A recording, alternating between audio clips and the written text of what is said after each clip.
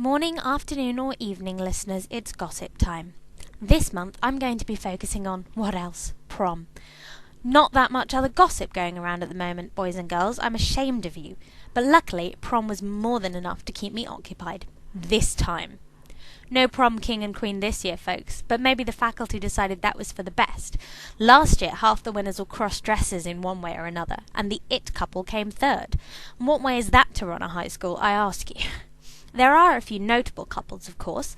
Plum and Dor seem to be getting quite cosy, so what's the situation here, girls? Couple or good friends? Somebody fill me in. Unbearably adorable couples of the night include Kevin and Doug and Sunny and Beowulf. News people, are these couples really couples? And of course Mumble and Angina, who apparently recently been having some trouble. Mumble has been spotted getting cosy with Merlin in the library, but nobody seems to know what that was all about. Either way, Mumble and his mermaid seem to be having quite the lovely evening. And speaking of mermaids, our dear voiceless one seemed to get her breath taken away as well by one of our many handsome princes, and she wasn't the only one. Romance on the horizon for Ariel and Eric? Watch this space.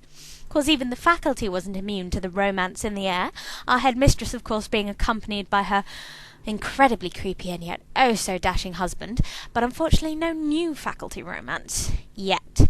The new girl was seen making puppy eyes at Miguel, and he was only encouraging it. Watch out, Blondie. Going for that one is playing with fire. Don't say we didn't warn you.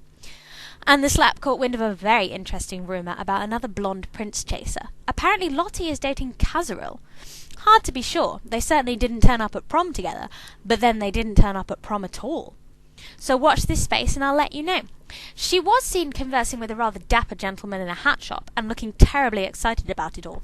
But this is Lottie we're talking about, so her excitement isn't exactly cause to stop the press.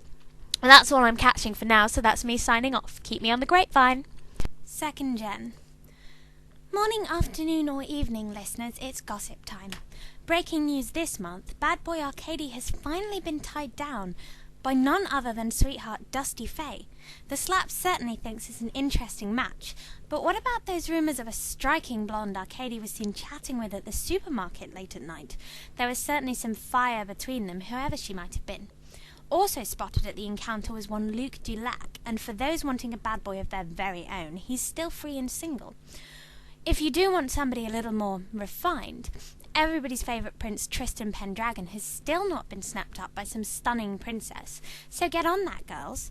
Anybody who can tell me anything about Tristan's love life would be giving me the gossip of the century, although no more love them and leave them stories, please darlings, I've heard them all. The extended summer Pendragon clan have still been making waves as usual though, with the return of former nerd Gaston Avenant Jr., Gwen Summer's son and Tristan's little brother for those not keeping up. And yes, you heard me right, I said former. Check him out for yourself, boys and girls, it's a transition not to be missed. He is looking hot.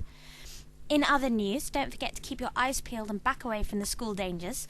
Avoid Todd if you can't deal with hyperactive idiots, and keep away from Dominique unless you want to get laid, because she will try. And that's all I'm catching for now, so I'm signing off. Keep me on the grapevine. Okay guys, and in other news, our OOC bulletin, Charlie, Sophie and Rem are all now uni-free, so hopefully going to be around a little more. Hoorah! On the less hoorah note, current active absences include Riku, who is going through some stuff at the moment, so I hope that gets better for you. Quinn, who should be back this week. Sarah, who will be back later this week or next. And Tibby, who is running at diminished capacity but should still be around. Also, I think Fate's absence is also still active. Sad times.